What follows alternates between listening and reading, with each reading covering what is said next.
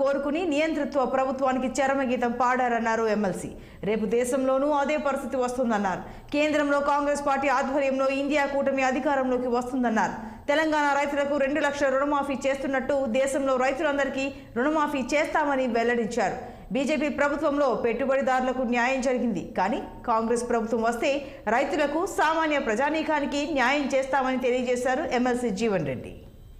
పట్ల రైతాంగం పట్ల రైతు కూలీల పట్ల అండగా నిలిచే పార్టీ కేవలం కాంగ్రెస్ పార్టీ అని చెప్పంటున్నాను. రేపు రాబోయే ఒక పార్లమెంట్ ఎన్నికల్లో జాతీయ స్థాయిలో కాంగ్రెస్ ప్రభుత్వం ఏర్పడడం, అది ఇండియా కూటమి ఏ విధంగా ఒక సెక్యులర్ గవర్నమెంట్, ఒక లౌకికవాద ప్రభుత్వం, పేద ప్రజల సంక్షేమ ప్రభుత్వం అని చెప్పంటున్నా.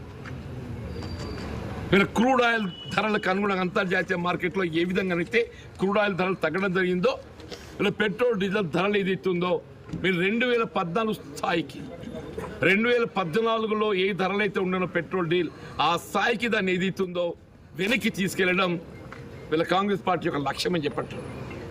అట్లా రైతాంగానికి సంబంధించిన రుణమాఫీ ప్రక్రియ మీ రాష్ట్ర ప్రభుత్వంలో ఏదైతుందో 2 లక్షల రూపాయల రుణమాఫీ చేస్తామని చెప్పని పేర్కొనడం జరిగింది.